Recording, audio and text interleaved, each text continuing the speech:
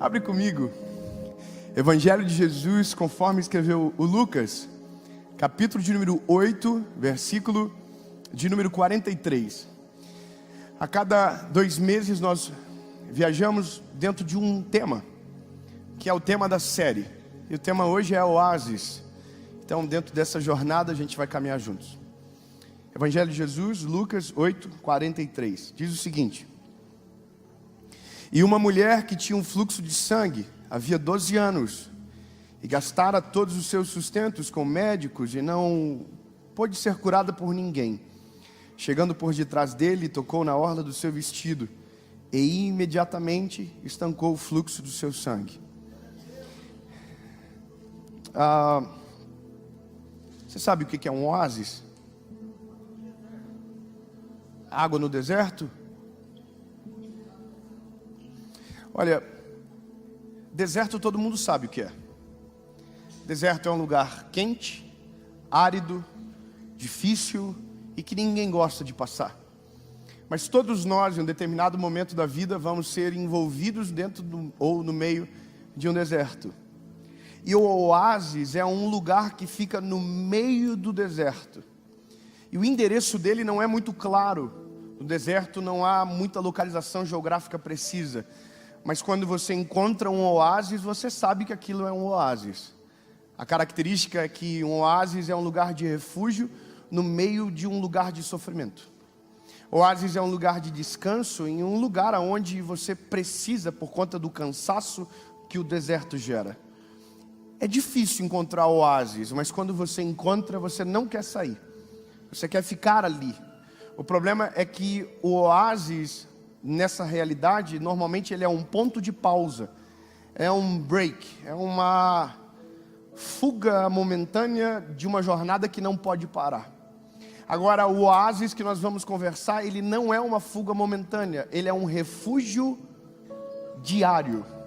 Nós temos um oásis diário, nós esquecemos dele, nós perdemos o caminho, nós mesmo sabendo o endereço, tentamos encontrar outras formas de encontrar aquele refúgio e segurança por conta de algumas decisões que nós tomamos e que às vezes nos fazem sentir que aquilo não foi feito para nós, ou que não somos merecedores daquele oásis, e aí eu até tenho que concordar porque não somos, é graça.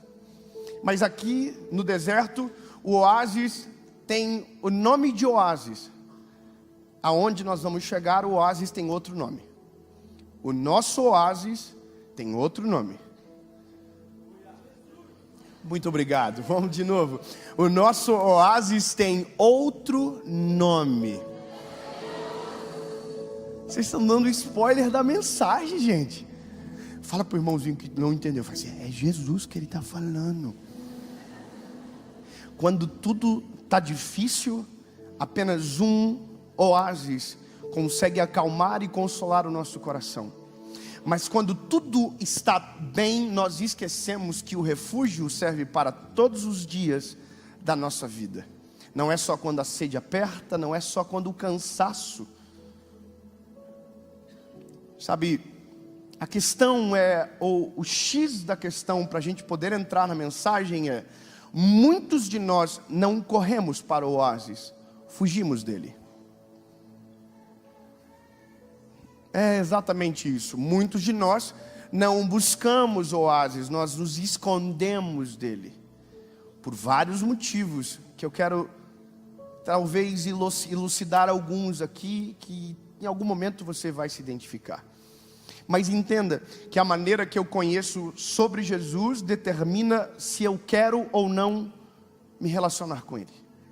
A maneira que eu conheço Ele determina muito se eu tenho realmente segurança de abrir o meu coração para Ele em um dia de dificuldade. E eu vou contar algo para você pessoal meu, com meus filhos. Nós viemos a Campinas há uns dias atrás, e o meu filho apanhou no hotel. O João, mais velho, ele estava na atividade da escola, da recreação do hotel, e alguém bateu. Oi, pastor, tudo bem? Alguém bateu nele. E sabe que a gente que conhece os nossos filhos, um olharzinho é uma história bem longa. E ele voltou um pouquinho mais cedo do que o normal, daquela recreação. E eu percebi no olharzinho dele que alguma coisa estava errada. E aí, naquele dia, a minha paternidade entrou em crise, porque ele não me falava o que tinha acontecido. Eu perguntei para ele: filho, o que aconteceu? O papai está percebendo que você não está normal. E ele dizia: não, papai, não aconteceu nada, está tudo bem. E aí eu perguntei de novo: filho, fala a verdade para o pai não vai brigar com você, o que aconteceu? E ele disse: nada, pai, não aconteceu nada. E aí a minha esposa chamou ele e falou: filho, a gente está olhando para você e você está disfarçadinho, alguma coisa aconteceu. E ele disse: não, mamãe, não aconteceu nada. Aí a moça que trabalha com a gente, ela saiu com ele para brincar um pouquinho, e ela voltou dizendo o que o João havia confessado para ela. O João estava no parquinho, um menino veio, empurrou ele do brinquedo e deu um tapa na cara dele. Um menino mais velho, e que depois nós descobrimos que o menino era um problema com todas as crianças, não era só com o João. E a gente que é pai, é um negócio que dói, irmão. É óbvio que você não vai conversar com a criança, você não quer ter problemas. Mas aquilo, o que mais me doeu, não foi o fato do garoto ter batido no meu filho, mas foi o meu filho não ter me contado. E eu entrei em crise, eu fiquei tentando entender o porquê, a cabeça do João, por quê? E aí eu descobri na fala dele, ele falou: eu pensei que o papai ia brigar com o garoto. E eu pensei: tá, papai, mas... tá, filho, mas como assim? O pai está para te proteger. Ele falou: mas papai, você ia brigar com o menino, e eu queria que acabasse. Eu queria que acabasse. Eu não queria continuar. Meu filho tem 4 anos. E aí eu entendi que em algum momento na cabecinha do meu filho, eu plantei uma semente que algumas coisas se resolvem dessa maneira. E que se ele não quer problema, então ele não fala comigo, porque eu vou aumentar o problema dele. E aí eu falei para ele: filho, então o pai vai te explicar algo. Quando você for contar algo para o pai sempre vai saber o que é melhor para você. Mas se tiver alguma postura que você não quer que o pai tenha, por favor, fala para o pai.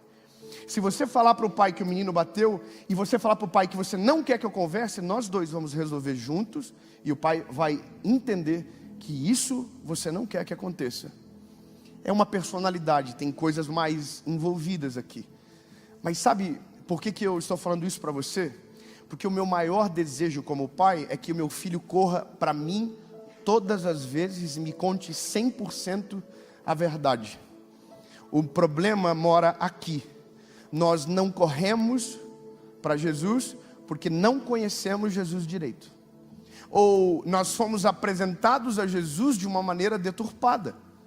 E nós sabemos que dentro de um universo onde a cosmovisão bíblica, às vezes para um é apresentada de um jeito, para outro de um tanto quanto diferente, aonde os extremos se atraem, o legalismo, a hipergraça, e você fica confuso, você não sabe exatamente aonde está o Jesus que é o real. Porque uns vão colocar como um vilão, outros vão colocar como uma criança sem juízo. Um vai dizer: não, ele pesa a mão, e o outro vai dizer: ele não faz nada. E aí dentro disso, dentro dessas realidades, a gente não sabe o que faz. Então no dia que a gente precisa de um oásis, a gente não sabe se realmente ele é esse oásis, se ele pode. E é aí onde muita gente bate outras portas. Bate portas que atraem destruição. Bate portas que não levam a lugar nenhum. E perdem mais tempo batendo porta do que encontrando verdadeiramente o endereço. E aqui, lindos, nasceu algo no meu espírito. Eu conheci Jesus de um jeito, e hoje eu conheço Jesus de outra maneira. Quando eu conheci Jesus, eu tinha uma visão sobre Ele, e as minhas orações eram conectadas com a maneira com que eu o conheci. Hoje, eu conheço Jesus de outra forma, e a minha maneira de orar mudou. Mudou porque agora eu falo com Ele da maneira que eu sei como Ele é. Então eu não preciso esconder nada dele. Até porque descobri que não tem nem como fazer isso. Eu não preciso mudar o tom da minha voz quando falo com Ele, porque sei que Ele conhece a minha voz de todas as fases, desde quando eu era criança, da minha puberdade, da minha adolescência, da minha juventude, e Ele já ouviu a minha voz envelhecida. Eu não preciso mudar a voz quando eu estou na presença dEle. Eu entendi também que eu não preciso sufocar emoções, eu posso abrir o meu coração, porque Ele conhece o meu coração, mas o que Ele mais me deseja é que, mesmo conhecendo os meus olhos, a minha boca revele o que o meu coração talvez tente esconder. Quando eu falo com Jesus, eu não preciso buscar palavras bonitas no dicionário. Basta abrir o coração e falar o que eu estou sentindo. E às vezes nem tem tanta palavra. Às vezes uma oração muito simples conecta muito mais com o Senhor Jesus, por conta da realidade do meu coração. Uma das orações mais gostosas que eu fiz esse ano, foi no começo desse ano. Eu falei para Jesus assim: Jesus, eu acho que eu sei decidir. Eu orando. Eu acho que eu sei decidir. Mas Jesus, posso te falar um negócio? Só eu e Jesus, debaixo de uma árvore. Posso te falar um negócio? Eu prefiro que o Senhor decida por mim. Entenda o que é isso. Eu coloquei no lugar do meu filho, do João. Ele falando para mim: papai, eu acho que eu sei decidir, mas eu prefiro que o Senhor diga o que é melhor para mim. Eu ia fazer: eu sempre quis isso, filho. Bom, Jesus olha para a gente e diz: é isso que eu quero, bebê. Confia em mim 100%, que eu quero fazer tudo novo na tua vida. Eu quero mudar os teus caminhos. Eu quero fazer algo maior. A tua visão é pequena. Foi essa oração. Então, vamos caminhar na palavra. Vamos pregar. Nós lemos um texto onde conta um milagre. Um milagre da mulher do fluxo de sangue. Mas essa história é um milagre dentro de outro milagre. A história começa em Jairo. Lembra do Jairo? Ou quem não lembra do Jairo? O Jairo. Facebook, Instagram, nunca viu? O Jairo, ele tem uma menina de 12 anos que está morrendo. E esse homem, Jairo, preste muita atenção nos detalhezinhos, porque a gente vai ver isso. No final você vai estar vendo o Jairo, você vai estar vendo a menina, você vai estar vendo a mulher, só não vai ver o fluxo, vai ficar pesado. Você vai ver tudo. E o principal, Jesus. É o principal. Bom, o Jairo tem uma menina de 12 anos, que está para morrer dentro da casa dele. E aí Lucas, que está contando a história, diz: Jairo é príncipe da sinagoga.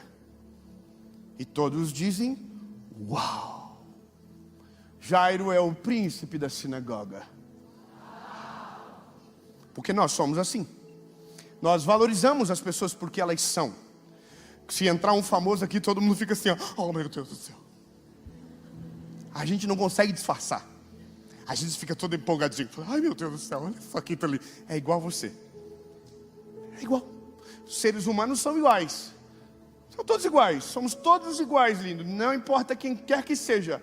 Nós somos todos iguais. Mas a gente coloca importância para uns em detrimento de outros. Se entrar alguém muito famoso aqui, ele vai entrar e todo mundo vai dizer: vai para frente, coloca aqui, ó. Aí às vezes fala: olha só, é porque ele é mais importante do que a gente. Porque nós somos assim. Quando a gente tem um amigo rico, a gente faz questão de dizer que ele é rico.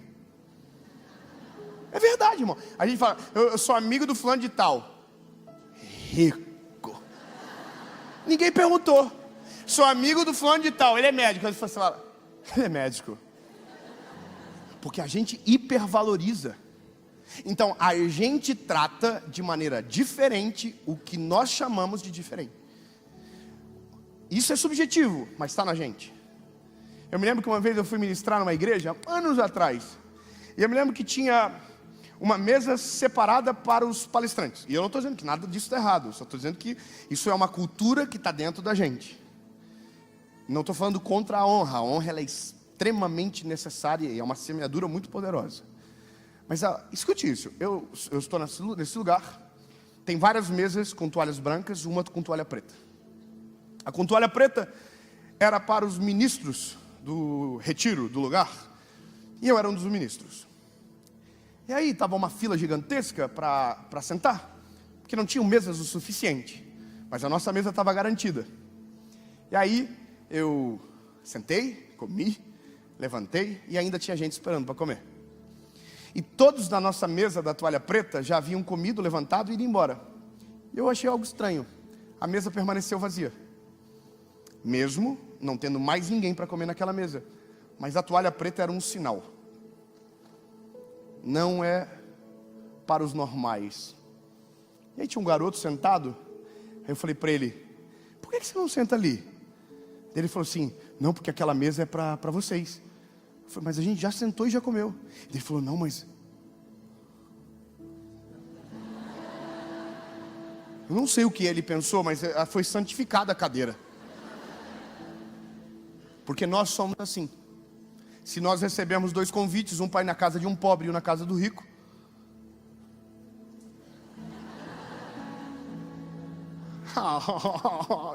você vai aonde, bebê?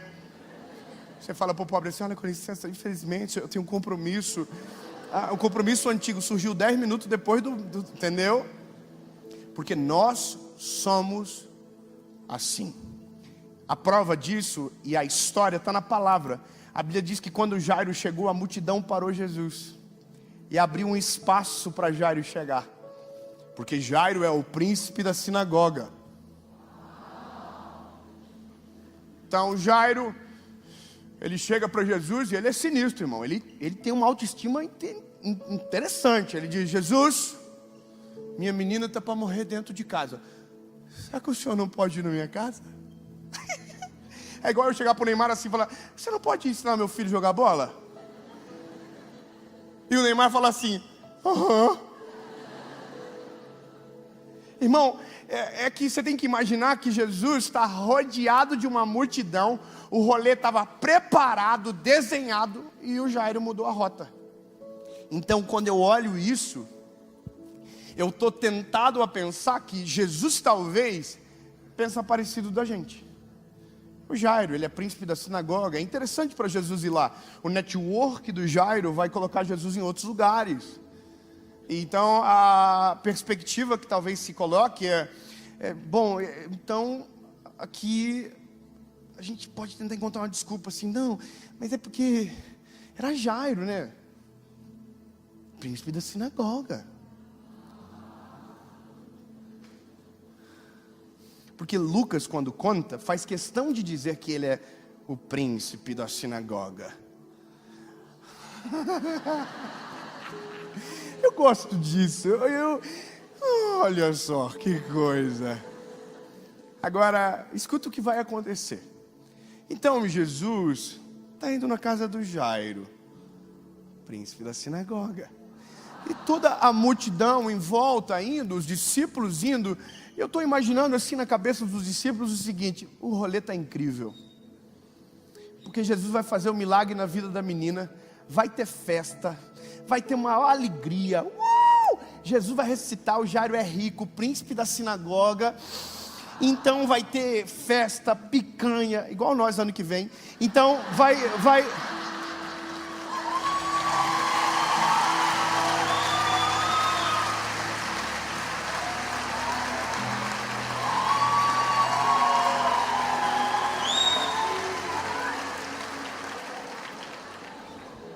Bom, eles estão indo para a casa do Jairo.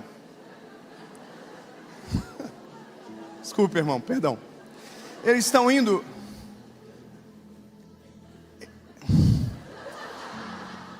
E aí, irmão, a Bíblia diz que do nada,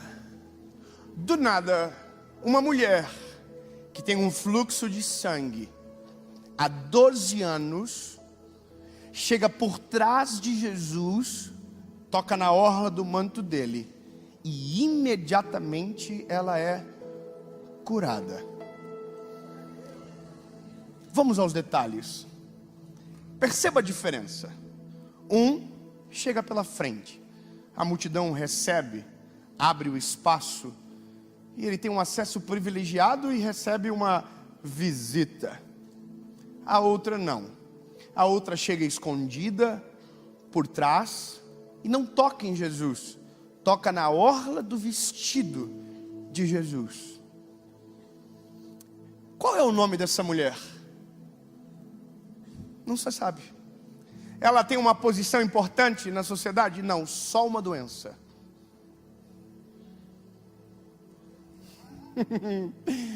Eu não consigo fazer alguma coisa para você falar o uau dela, porque a única coisa que a gente tem, ela está doente há 12 anos. E essa mulher não é normal, ela deve estar muito louca já. Quem é mulher aqui? Eu aceitei Jesus com 19 anos. E quando eu lia esse texto pela primeira vez, eu não sabia o que era fluxo de sangue. Aí eu casei. E eu descobri da pior forma. Por que vocês estão rindo? Mas pra gente é algo traumatizante. Porque vocês sofrem 5 dias. Se tiver tudo normal, 7, 5, 7, a gente sofre 10. Porque antes de vocês começarem a sofrer, a gente começou antes. Por quê? Porque vocês viram diferente. Cada mulher, eu sei que é um jeito, tem uma mulher que Deus agraciou, não tem TPM. A minha Deus tirou aqui, não tinha, colocou junto nela. E ela fica assim, ó. Aí eu pergunto, eu fiz alguma coisa? E ela fala, nada. E eu demorei para pegar a manha dela. Aí eu ficava, mas pelo amor de Jesus, eu preciso saber que eu acho que eu vou até morrer. Eu tô para morrer. Aí ela falava assim para mim, tu já sabe. Eu falei, amor, eu não sei. Ela, aqueles dias. Eu falei, ai. Então agora, irmão, bom, eu te descobri até um segredo. A minha esposa está 6 anos grávida já, quase. Gravida, tem filho mamando, dá mamar, top. Aí acabou, é grávida de novo. Então daí não tem TPM, aleluia. Só que essa semana...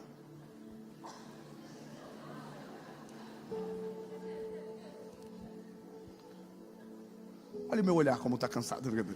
Irmão, é que acabou. Agora, eu também... Chega, porque tá louco, é muito filho, irmão. Não tem como sustentar tanta criança naquela casa. Bom, eu preciso só que você entenda que essa mulher tem isso 12 anos. Há uma mulher que tem 7, ela já não é muito normal. Uma mulher que tem 10... Agora, 12 anos, ela não está normal. Essa mulher deve estar, assim, com vontade de matar pessoas já. Porque ela está indo embora, se esvaindo. E outra, existe a questão da religião. A lei dizia que ela era impura. Então ela não pode tocar em ninguém, ela não pode abraçar ninguém, ela não pode ter convívio social. Tudo que ela toca é considerado impuro como ela. Então ela não pode cozinhar para alguém, porque se ela cozinha, a comida não serve para ninguém, só para ela. Então você imagina que a motivação dessa mulher foi embora, a felicidade dela está distante, ela está enlouquecida, e a palavra diz em Marcos que ela é introspectiva. A Bíblia diz que ela concebe dentro dela, se eu apenas tocar na orla do manto dele, eu sei que eu serei curada. Isso é lindo, sim ou não? Não. Sabe por quê? Porque isso é uma compreensão errada do Evangelho. O que ela está dizendo é, o que eu posso fazer, o máximo, tocar na orla do manto dele. Mas ela está errada. Porque na cabeça dela, ela não pode tocar sequer em Jesus, porque se tocar em Jesus pode torná-lo impuro. Coitada dela. Coitada dela. Por isso que a maneira que a gente conhece Jesus determina como a gente se relaciona com Ele. Tem gente que chega morrendo de medo, tem gente que chega com ousadia, confiança. Meus filhos, posso estar conversando com a pessoa mais importante do mundo. Eles puxam e falam assim, papai, Danone. E eu estou resolvendo o maior BO do mundo. Eu paro para dar o Danone para os meninos, porque eu sei que eles não vão parar de me pedir. Eu falo, pelo amor de Deus, para. Aí um joga coisa no outro irmão, eu falo, pelo amor de Deus, eu vou ter que ligar só um minutinho, senhor, que eles vão se matar aqui. Aí eu paro, dou Danone. Porque eles sabem que contra filho ninguém compete. Oh, 10 irmãos entendeu. Então vamos começar agora a caminhar. A mulher do fluxo de sangue, que a gente entende que a perspectiva dela está errada, chega por detrás de Jesus. entende a diferença do Jairo. E ela toca na orla do vestido de Jesus. E a Bíblia diz que ela é curada imediatamente. As irmãs aqui, as mulheres, fala para mim, se você é curada de uma enfermidade como essa, 12 anos, o que você faz?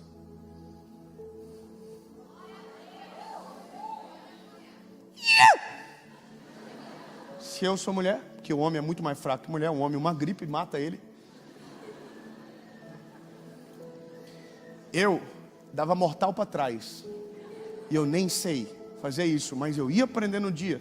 A alegria ia ser tão grande que eu ia gritar. Você ia também. A Bíblia diz que ela não. Ela é curada e se omite de celebrar, porque ela não quer ser percebida por quem ela foi curada. Sabe o que é isso? Medo. Porque é possível você ser curado de uma enfermidade e permanecer outras doenças em você. Uma área da vida pode ser curada e todas as outras permanecerem doentes. Basta você ficar na base do toque, não do relacionamento. Muito obrigado, irmão do Aleluia, eu gostei de você. Vou dizer de novo, quem se relaciona com Jesus na base do toque, nunca tem a obra completa. Agora, quem para e se relaciona com Ele, tem toda a sua vida transformada, em todos os aspectos, em todas as áreas, em todas as perspectivas.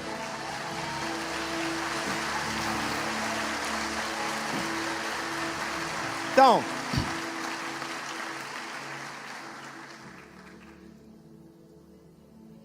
ela tocou em Jesus, e a cena é essa aqui. Ela deve tocar e disse assim, acabou.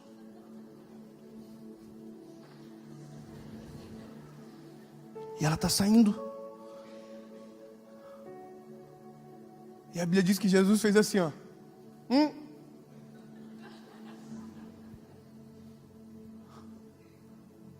Alguém me tocou.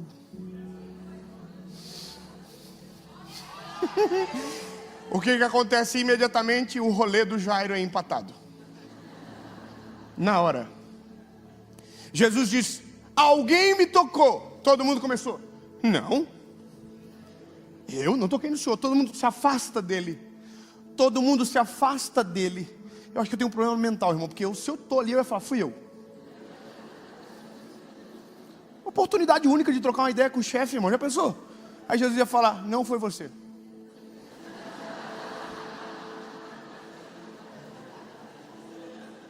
Mas eu acho que ontem eu toquei. Eu acho que...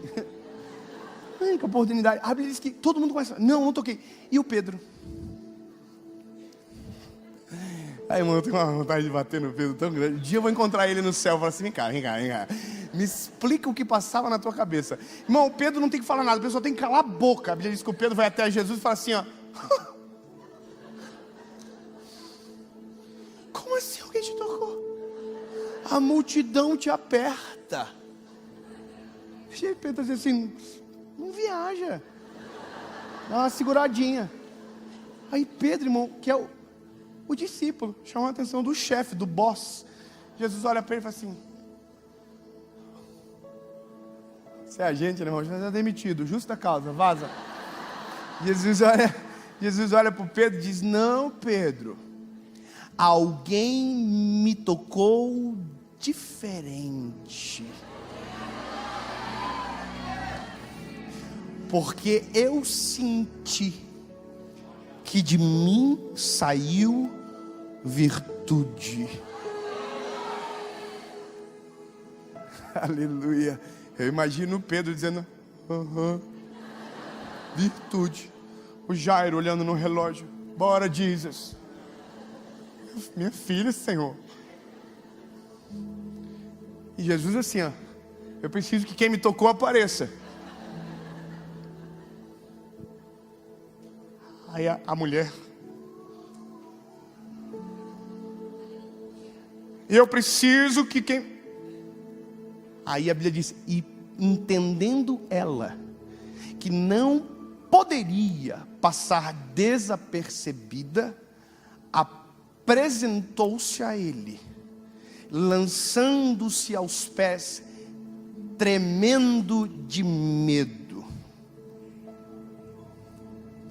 Percebe a diferença? Não? Desconfiei. É que tem uma coisinha bem gostosa de você entender aqui. E que se eu falar vai ficar mais fácil. Se você entender, você vai comemorar. Para Jairo, a multidão parou Jesus. Para a mulher, Jesus parou a multidão.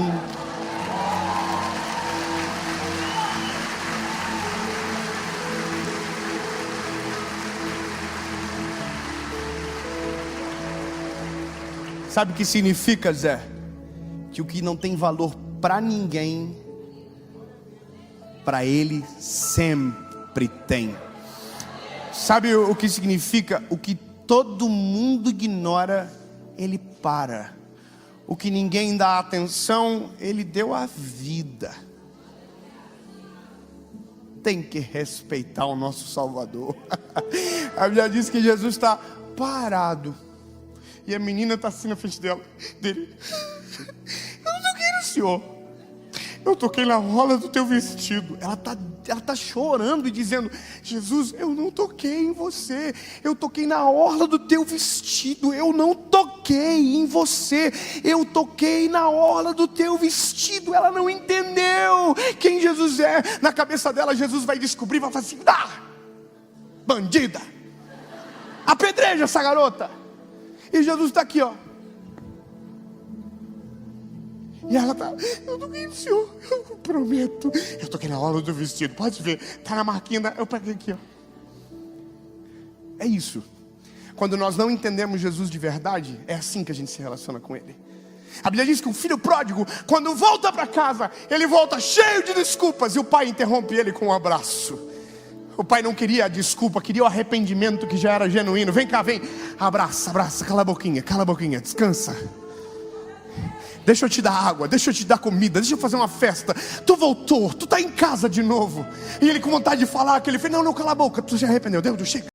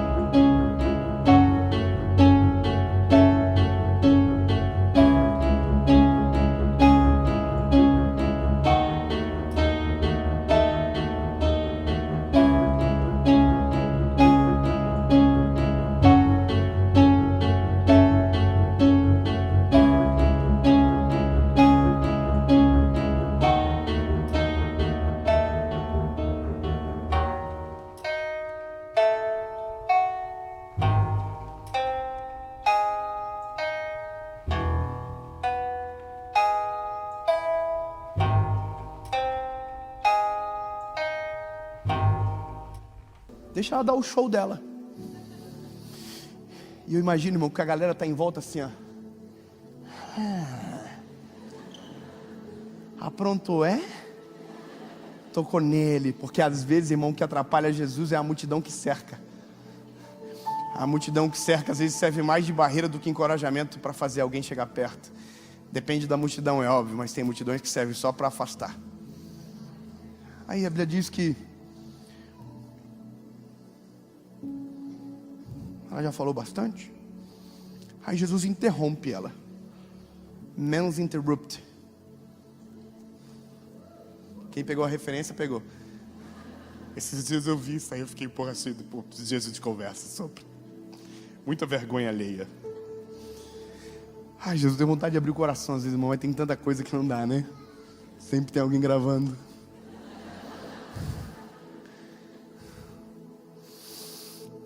Jesus falou para ela assim: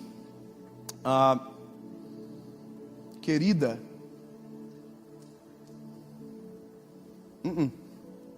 Jesus falou assim: Jéssica,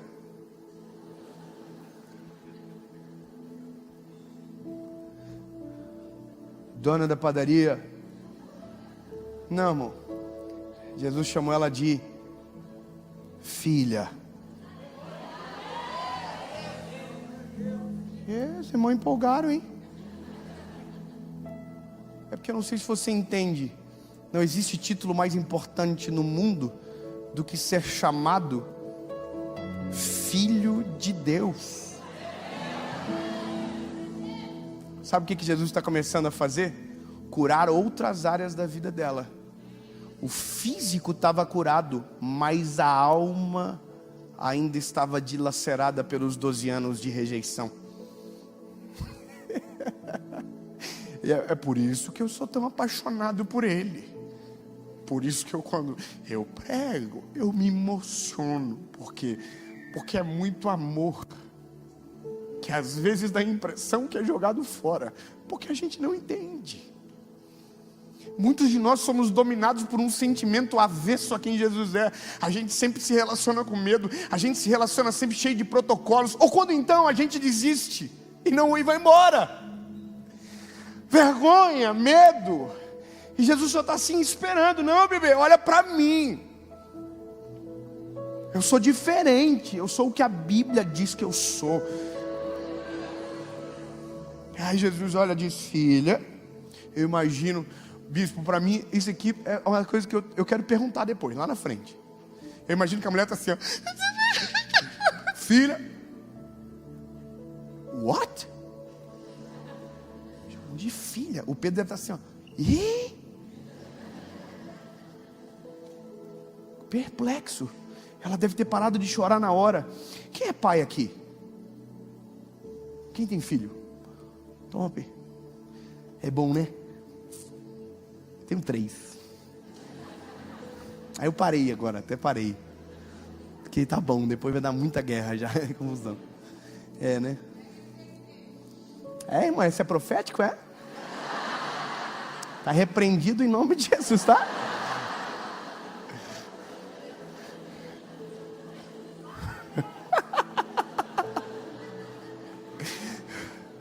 Vou explicar algo para vocês. O dia que o meu filho nasceu, o João, meu primeiro filho, ele nasceu em outro país, ele não é brasileiro, por uma direção que Deus deu para ele, não é para a gente. Eu recebi uma palavra, fizemos provas com o Senhor e fomos para lá. Então o meu filho nasceu em um dia que estava menos 30 graus. A neve caindo, a gente com o inglês, que só Jesus, o português é nível médio, imagina o inglês. E a gente naquela cena de desconforto, porque muito mais confortável era ter na nossa cidade, com os meus pais, com os pais dela, e a gente estava sozinho. Mas eu esperei 9 meses por aquele dia. 9 meses. Eu esperei por aquilo. E era um sonho da minha vida. E eu me lembro que quando eu casei com a minha esposa, ela falou para mim: o meu sonho é ser mãe. Eu nasci para ser mãe. E eu esperei muito tempo. E o dia que ele nasceu, o João, Eu me lembro da médica tirar ele. Eu vi por onde ele saiu. E pensei que nunca mais ia voltar.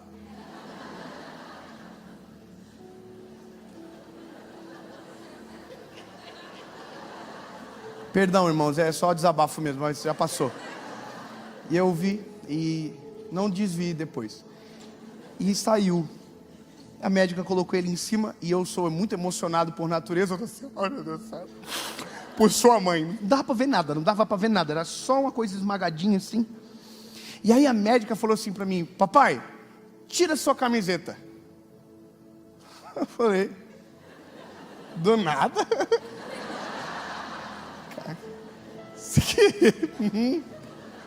Assim, sem uma força, uma coca. Irmão, eu tirei a camiseta. Eles têm uma cultura chamada, nos Estados Unidos, chamada skin to skin, que é pele a pele. E eles fazem isso com o pai também. E aí eu tirei a camiseta, sentei na cadeira. A médica pegou o João, levou no meu colo, colocou encostadinho no meu peito, uma cobertinha por cima. Você já teve essa sensação de que o tempo congela? Faz assim. Eu senti o coraçãozinho dele bater. E a Paula estava gritando ainda para a placenta dela.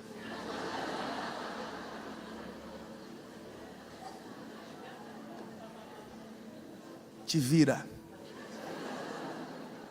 Eu vi coisas que não queria, me deixa viver isso. Irmão, abracei meu filho. E esse foi o dia que eu descobri que agora eu não era mais o Dave. Agora eu era o pai do João. E a minha vida nunca mais foi a mesma. Eu saio com a minha esposa, e a gente fala, sabe de quem? Do João, do Noah e da Serena. E a gente não consegue mais se imaginar sem. Não tem como.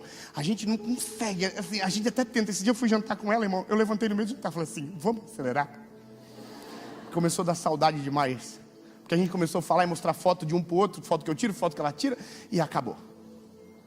Mas eu vou te dizer a coisa mais gostosa que aconteceu depois desse dia. Esse dia eu olhei pro meu garoto e falei: filho. Eu me lembro das orações que eu fiz com ele no meu colo. Mas teve um dia que tudo ficou ainda mais absurdo. Foi o dia que ele olhou para mim. E a fichinha dele conectou com uma palavra: papai. Irmão, não existe palavra mais gostosa do mundo do que se ouvir quando um filho te chama de papai. Minha garotinha agora, a Serena, me chamou de papai com 8 meses e não falou mamãe ainda.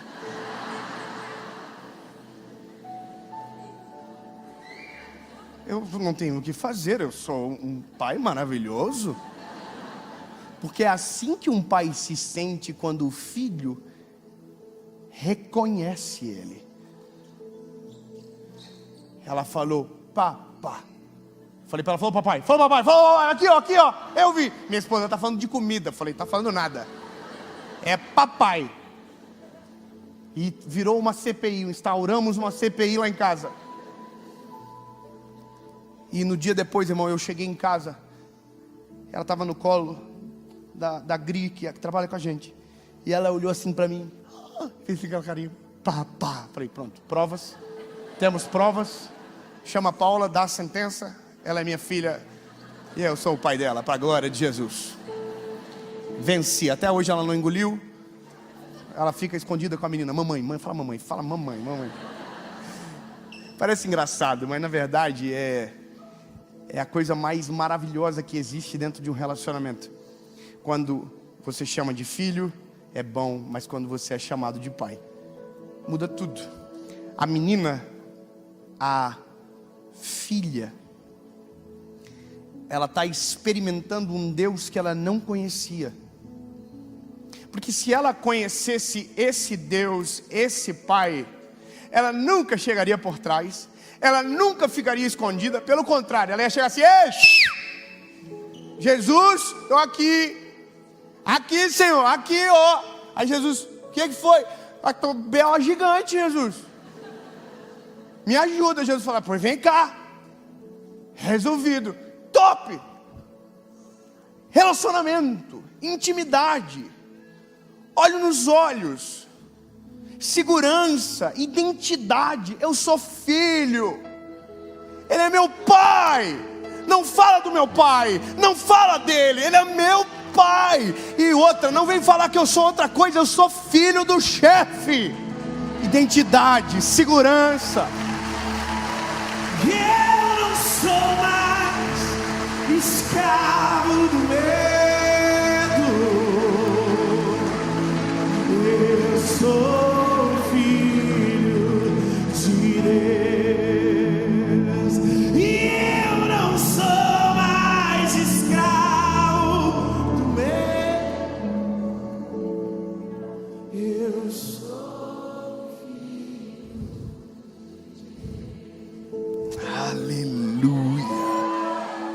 Aleluia. Lindos. Essas alturas do campeonato, como a gente demorou muito para resolver o problema da mulher, a filha do Jairo faleceu.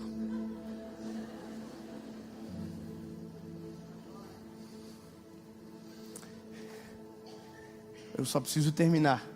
A mulher, Jesus olhou para ela e disse: filha, a tua fé te salvou. Calma, não acabou.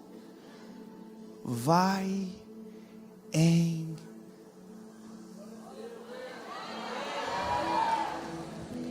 calma. Corpo, alma e espírito.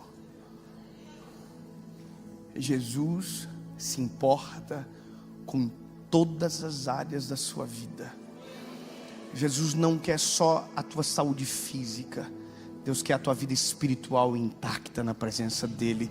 Jesus quer as tuas emoções saradas nele. Só é possível a base do relacionamento. O toque resolve áreas. O relacionamento resolve uma vida. Muda tudo. Amém. Chegou a notícia para o Jairo: Jairo, a tua menina faleceu. Ripe,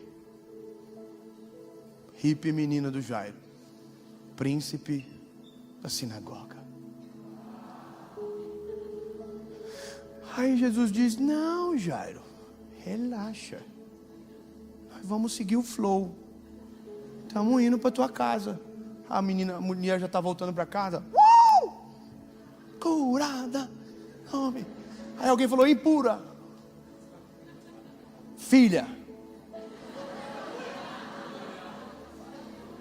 Ai, irmão. O fluxo o quê? Filha. Curou. Acabou, papai. Estou indo para casa em paz. E ele falou que eu estou salvo. Minha fé me salvou. Mas ele nem morreu na cruz. Mas ele é o dono da salvação. E se ele é meu pai, o que é dele é meu.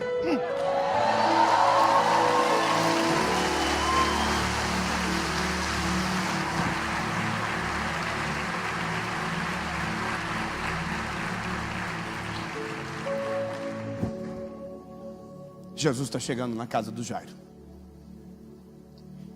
Um monte de mulher fora da casa de Jairo chorando. As carpideiras, contratadas para chorar. Se eu tivesse nascido nessa geração, talvez seria meu trabalho. Eles estão tudo.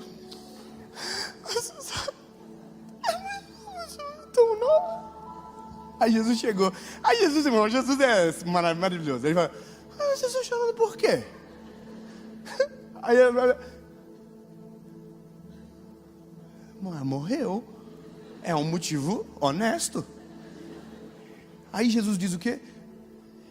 Não, ela está.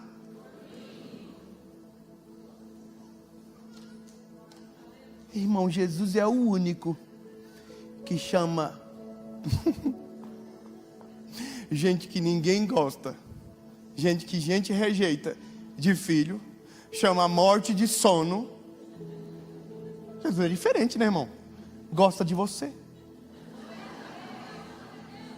Eu sei que você sabe, irmão, você é uma pessoa difícil, você sabe disso? A pessoa que está do teu lado é ruim, pode falar para ela, você é uma pessoa difícil, ruim também. Aproveita, desabafa, fala aí, você precisa... Ai, do nada, ai não, anjos do Senhor. Oh. Não, irmão, a gente precisa de Jesus por conta disso. Agora, Jesus diz, não, está dormindo. Aí Jesus falou assim, entra Pedro, Tiago, João comigo, Jairo, a mulher do Jairo, entraram no quarto da menina, e a menina está o quê? Morta, está morta, você tem que aprender, tem certidão de óbito, tem tudo, ela pode estar dormindo para Jesus, mas para nós ela está?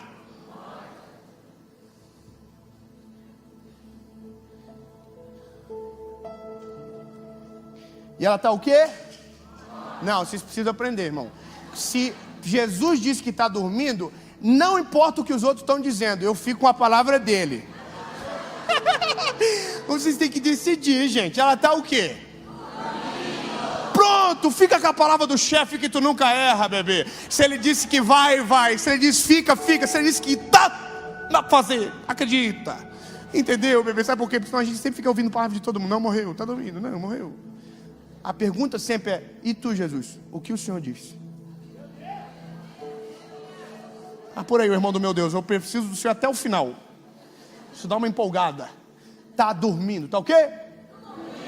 Pronto, irmão. Jesus entra no quarto da menina, Jesus não diz, ressuscita. Jesus diz o quê? Acorda. É Ana Maria Braga, irmão. Jesus quer, acorda, menina. Desculpa. Minhas referências, perdão. Jesus diz o que para a menina? E a menina fez o quê? Ressuscitou ou acordou? Sempre fica com a palavra do chefe. Acordou. Estava geladinho, mas é porque estava o ar-condicionado, estava sem cobertor. Aí Jesus diz o quê? Dá comida para ela. Eu ressuscitei. Mantenha o milagre vivo. Dá comidinha para ela.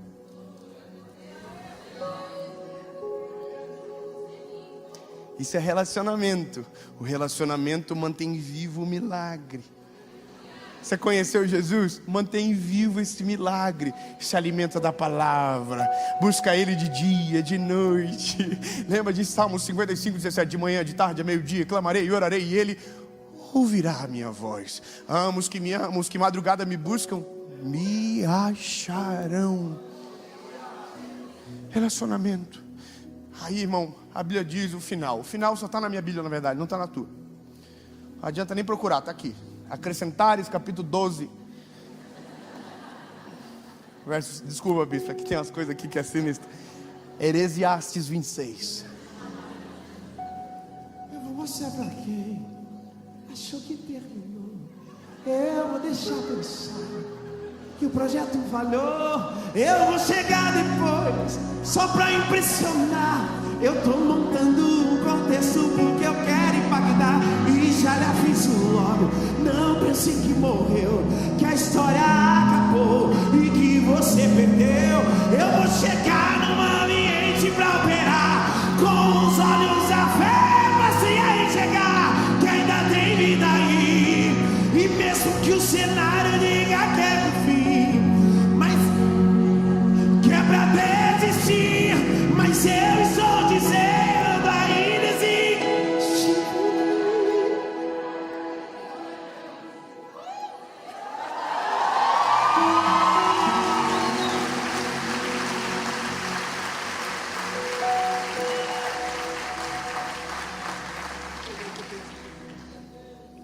Não procura. Jesus saiu de casa, da casa.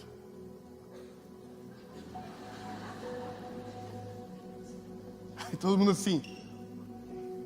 Aí saiu o Pedrão.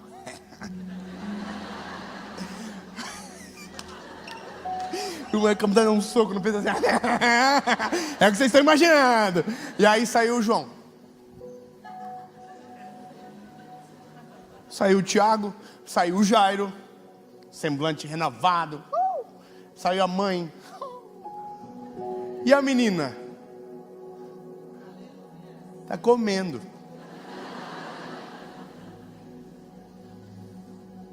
É só para voltar um pontinho com você, bebê. Acabou aqui? Continua comendo.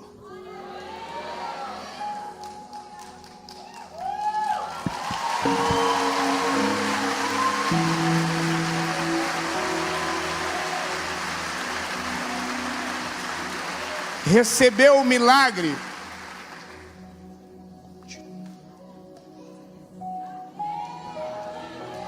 Fala para quem sentou perto de você. Eu sei que você ama fazer isso. Eu amo falar para as pessoas que estão do meu lado. Então fala sempre assim: hoje é só o começo.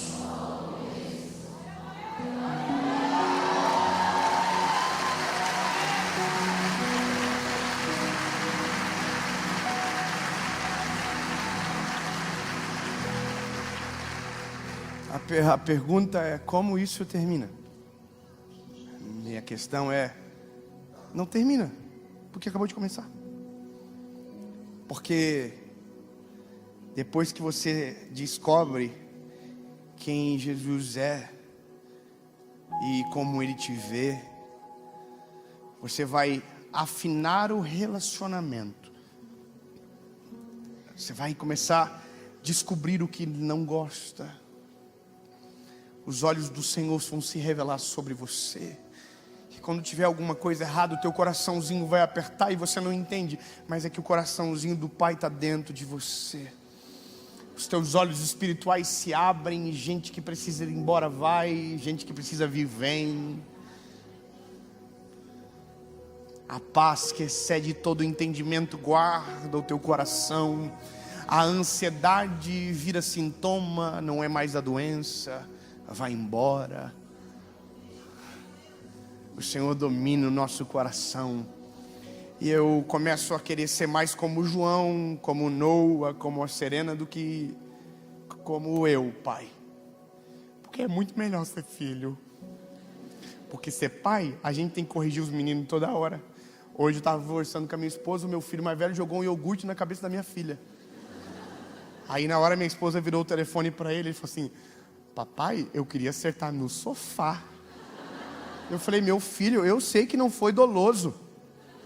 Eu sei que você não teve a intenção. Mas seja prudente, você não é bom de mira, todos nós já sabemos. Aí ele começou a rir. Eu falei: se tu pega na cara da mãe. Aí ele fez assim, meu. Porque foi fraquinho. Mas sabe o que é? Pra gente ser pai é difícil. Agora, ser filho é muito mais melhor, de bom. Irmão, ser filho é ter alguém que vai olhar para você pro resto da tua vida. Ser filho de Jesus é o teu Salvador, que te comprou com sangue precioso. Está dizendo: você é meu filho. Cola em mim, deixa eu cuidar. Deixa eu resolver, deixa eu cuidar do teu coração, deixa eu guiar o teu espírito. Vou falar uma coisa para você, lindo. Eu vivi um dos anos mais maravilhosos da minha vida. Esse ano foi um dos anos mais zica da minha história. Os irmãos, fala para fazer. Que tem gente que fala assim: não conta que vão ficar com inveja. Eu perguntei no começo. Eu não tomei decisão sozinho, por isso que foi o melhor. Eu não fiz nada sozinho. Eu falei: chefe, tu é o chefe. Resolve as paradas, Jesus. Me dá visão. Vai na frente, regaça. E Jesus abriu a visão de tudo, até do que eu não queria ver. Mas que bom que eu vi. Lembra da oraçãozinha debaixo da árvore? Eu estou aqui no meu telefone aqui, ó. Vou mostrar para vocês. Não vai dar para ver, mas vê pela fé.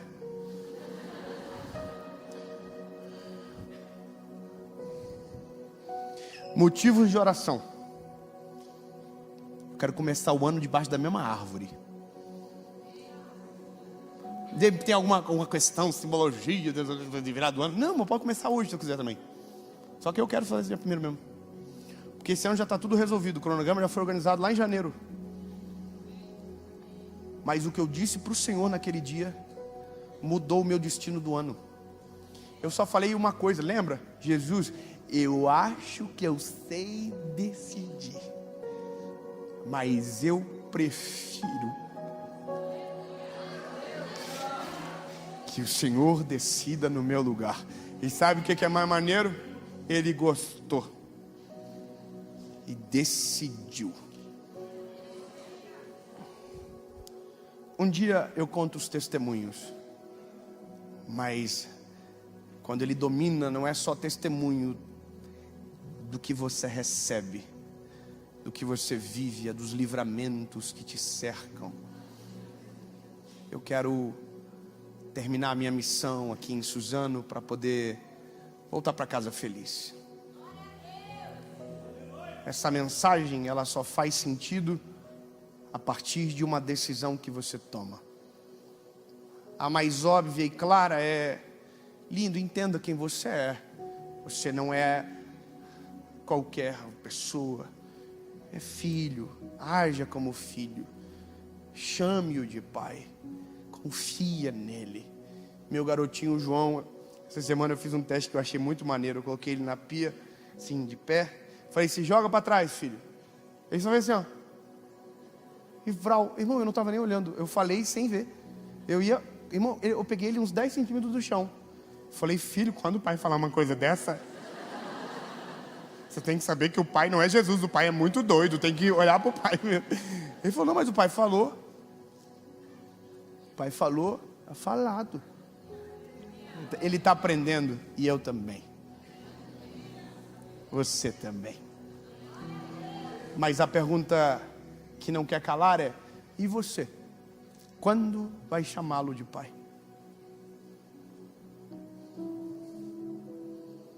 Eu tenho duas perguntas para fazer. Para você que nunca recebeu Jesus como teu Salvador. Você sempre vê Ele de longe, mas nunca entregou o coração. Nunca disse: Jesus, entra. Apocalipse, lembra? Eu estou à porta e bato. Que ouvir a minha voz e abrir a porta, eu entrarei e farei morada. Você nunca fez. É o dia. A pergunta é: para tomar uma decisão como essa tem que mudar muito, sim ou não? Quem falou sim perto de você, fala assim: relaxa. Errou, mas tá de boa. Não, irmão, não dá nada não. O evangelho é: vem do jeitinho que você está. Cansado, oprimido, sobrecarregado, que Ele vos aliviará. Calma que tem as letrinhas pequenas.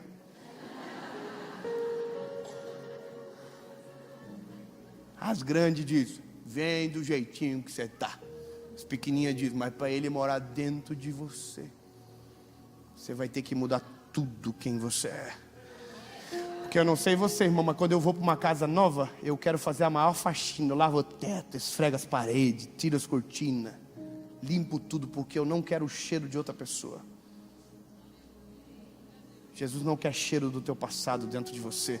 Ele vai limpar, Ele vai tirar, é tudo novo. Lembra, porque não vivo mais eu, mas Cristo vive em mim. As coisas velhas se passaram e eis que tudo se fez novo. A segunda pergunta é para você que já chamou Ele de pai, mas se sentiu um bastardo e foi embora. Alguma coisa aconteceu que você se perdeu, e você vê os outros chamando Ele de pai, e você diz: eu já chamei, mas eu não tenho mais essa moral. Lindo, foi você que parou de chamar de pai, tá? Porque Ele ainda vê você como filho. Ele ainda espera você voltar para casa. Que seja hoje. Pronto. 2 perguntas, 1 resposta. Sem ameaça? Nada. Precisa não. Não é por medo, é por amor. Então promessa? Também não. Não é pelo que Ele faz, é pelo que Ele já fez. A cruz do Calvário, para salvar eu e você. O pecador que fez Ele ir para a cruz foi eu, foi você. Entendeu? Pronto. Eu pergunto, o Espírito Santo convence, você decide, a gente ora e faz a maior festa que essa igreja já viu na história dela. Vamos arrebentar, mano, vamos arregaçar. O bispo vai falar assim: o que é isso? Grava a série amanhã aqui, pelo amor de Jesus. E a festa, o motivo é você. Entendeu? Pronto, eu conto até 3. Se quiser tomar decisão, você vai levantar a mão e a gente ora junto, amém? 1, 2, 3. Minha vida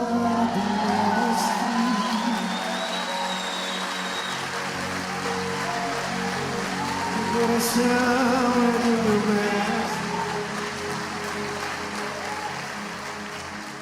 Muita gente não vai caber. Não, eu vou explicar para vocês. Alguém entendeu errado. Alguém falou assim: promoção de camiseta, quero, Black Friday. Não, irmão, é um convite para a morte. O convite que eu estou te fazendo é para a morte. Porque não vivo mais eu. O convite que eu estou te fazendo é para você se anular. Porque aquele que quiser vir após mim, negue-se a si mesmo, tome a sua cruz e siga-me. Não é mole não, bebê. É Jesus entrando com tudo dentro da casa e falando assim: bora começar a faxina. E que boa, e eu ia falar o nome daquele negócio que desentope pia, mas é perigoso. Não ia fazer sentido usar diabo verde, porque é coisa da minha mãe. Pensou? Não ia pegar. Então eu vou perguntar de novo. É sério, bebê? Quer? Você tem certeza? Porque eu não quero ver você decidindo hoje e esquecendo amanhã. Acorda amanhã com sangue nos olhos, dizendo: Jesus, pode começar, toca no pau. O que eu preciso mudar, Jesus? Me mostra quem precisa mudar na minha volta. Me mostra, Jesus, o que eu falo que te entristece. Me mostra, Jesus, qual é a prática que te incomoda. Jesus, eu quero ser teu best friend. Me mostra, Jesus, tu é o meu pai. Eu quero andar contigo, quero caminhar com você, Jesus. Me dá a direção, me dá o caminho, Senhor. Se eu tiver que mudar de lugar, eu me mudo. Jesus, se eu tiver que fazer qualquer coisa, eu faço. Mas eu não aceito viver mais nenhum dia distante da tua presença e do centro da tua vontade. Tem certeza?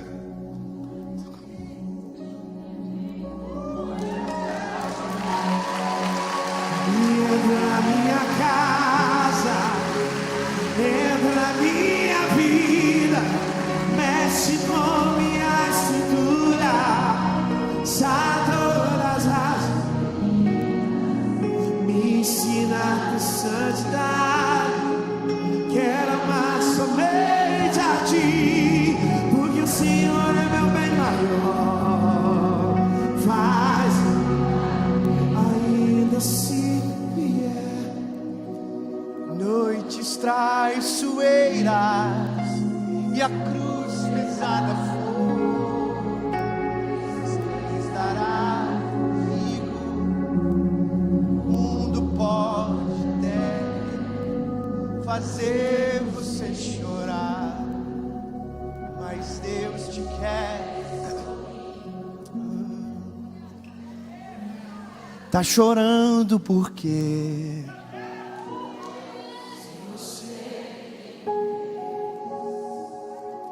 que cuidar de você, Ele não te esqueceu. Ele sabe de tudo o que você está passando.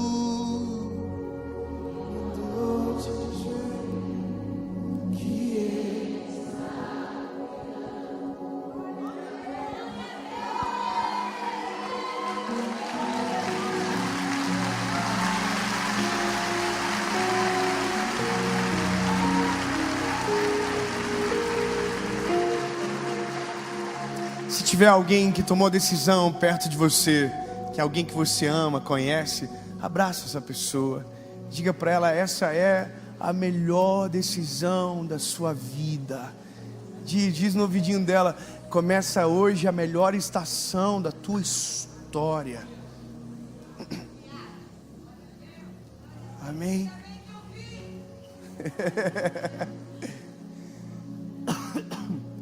Ô bispo, vem cá, meu príncipe.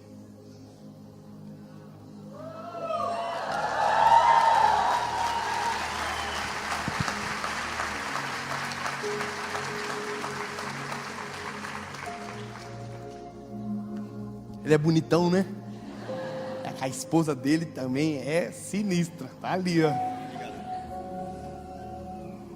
Ele orou muito. Ela quase nada. Tô brincando. É que eu vi essa piadinha, achei legal fazer. Você que tomou essa decisão, lindo, você vai fazer uma oração comigo. Palavra após palavra. E eu quero que você entenda que o que você está decidindo hoje não muda só a tua vida, muda a tua geração. A geração dos teus filhos, dos filhos dos teus filhos, irão colher do dia de hoje, sem nem sequer talvez saber que um dia ele existiu. Um dia alguém vai estar na presença de Jesus, adorando a Ele com liberdade, mas nem sabe que alguém lá atrás, em Suzano, levantou a mão dizendo: eu quero começar isso. Eu quero viver isso. Porque eu aprendi sobre Jesus de maneira um pouquinho errada. Os meus filhos já estão aprendendo da maneira mais certa. E talvez meus filhos vão conhecer Jesus ainda mais do que eu. E o meu neto vão ser ainda mais apaixonados por Jesus. Meus filhos já começaram a descobrir que o Deus do pai dele cura, muda, acalma, transforma, liberta. Você está entendendo? Diga comigo, você que está tomando essa decisão, os olhinhos fechados, e repete: Senhor Jesus, eu reconheço que sou frágil e pecador, que a tua morte na cruz foi para a minha salvação. Reconheço que tu és o meu único, legítimo e suficiente Salvador. Perdoa os meus pecados, apaga o meu passado e escreve meu nome no livro da vida, em nome de Jesus.